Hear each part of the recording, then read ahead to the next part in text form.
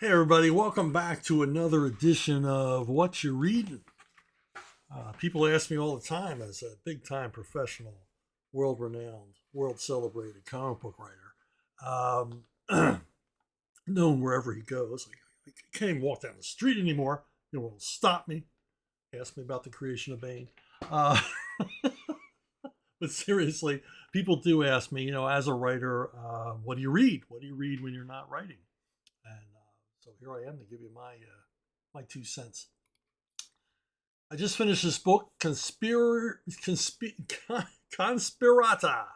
by Robert Harris. Robert Harris is probably best known for writing the book Fatherland and the book Enigma, both of which were turned into excellent movies. Harris is always a treat. Uh, Always writes a compelling, gripping thriller, but it's also intelligent, always intelligently written, and I always learn a lot reading stuff by Robert Harris. He's written a previous novel about the lead character in this novel, the orator and famous senator and consul of Rome, Cicero. Cicero, who to this very day we still quote. Cicero is still often cited by governments and politicians around the world for his thoughts on primarily the formation and um, uh, continuation of republics. He was very much a Republican Roman, opposed to despotism and dictatorship, opposed to Rome having a king, and definitely in opposition to a particularly famous upstart. Um, Harris is meticulously uh, research book is told from the point of view of a slave who was a scribe for Cicero, basically his personal assistant and personal secretary, witness to everything in Harris's mind that was going on with Cicero at the time, and a lot was going on. Rome was engaged with a war with Parthia that lasted decades. Parthia being, where like Syria or Iraq and places like that are now, ruled by a king called Mithridates. And Mithridates, he was a long line of Mithridates, but this particular Mithridates was celebrated, actually respected by the Romans. They said something of him that you could say of few Roman enemies. He died old. Um, Mithridates was a thorn in the side of the Roman Empire at the time. It was kind of their Vietnam, but they emerged victorious because of a general named Pompey. And this sort of throws off the balance of power in Rome because Rome is now under threat because Pompey is so popular, so victorious. He has this enormous army, the largest army ever gathered by the Roman Empire, who are insanely loyal to him because of his string of victories. And he could very well come back to Rome and just take the place over very easily. And the mob would be all about that. And this whole book is about the struggle between the senators in the Republic who were for the Republic, who were Republicans, and populists. And we get to meet lots of characters in what is ostensibly a political thriller.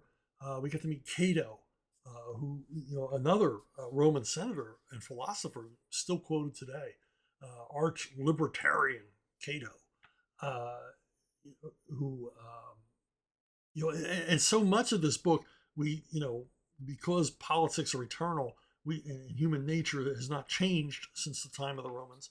Um, a lot of this book reflects political struggles going on now between Republicans and libertarians and populists. We see this in the news right now in our very lives. And among the populists that we meet are Mark Antony, who does not come off very well in this book. From Cicero's lights, he's just a toady to a much more dynamic, much more overshadowing figure in the novel, Julius Caesar. Julius Caesar is not popular in the Senate, but he has his allies, and he like Cicero is a master politician, moving people around like figures on a chessboard. But what Caesar is a populist, and a populist controls the mob.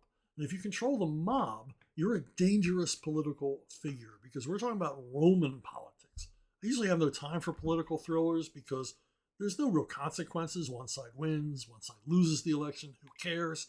But in Roman politics, if you lose the election or you lose a trial, you very well end up dead. Uh, the favored form of execution in the time period of this novel, the time of Cicero, is strangulation. That you would just be taken down into a pit, the carcer, and strangled by the chief executioner. Just have a rope tied around your neck and strangled to death. This is horrible. But this was the and this is a very much a thriller.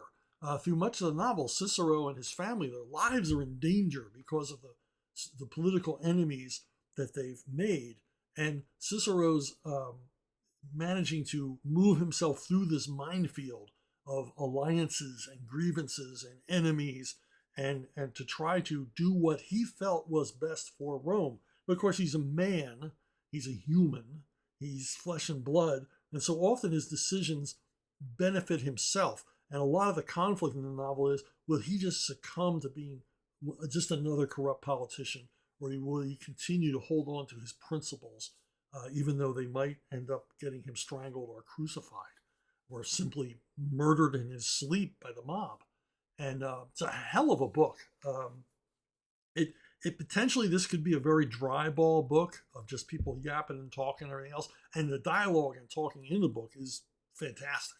There's funny scenes. There's a lot of ironic scenes. We're exposed to quite a bit of terrific political rhetoric, and we get to see Cicero. Harris really brings Cicero's debating style on the Senate floor to life.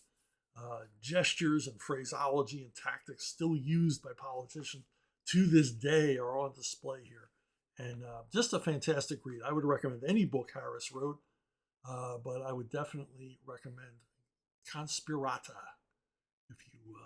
if you're into excellent period historical fiction. And that's it for me. I will keep reading, and I hope you keep listening, and I'll see you all down the road.